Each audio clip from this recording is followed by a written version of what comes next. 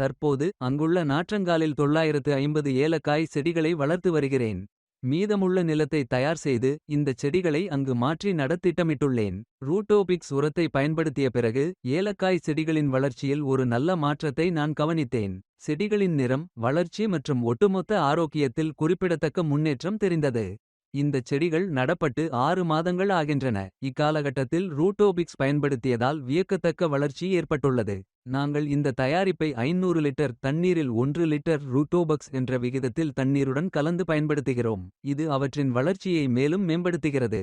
அதைத் தொடர்ந்து ரூட்டோபிக்ஸைப் போலவே ஓட்டிராப்பையும் 30 நாள் இடைவெளியில் பயன்படுத்தினேன். குறிப்பிட்ட இந்த காலகட்டம் முழுவதும் நான் அவற்றை தொடர்ந்து பயன்படுத்தி வருகிறேன். இதன் விளைவாக செடிகள் ஆரோக்கியமான தோற்றத்தையும் மேம்பட்ட நிறத்தையும் பெற்றுள்ளன.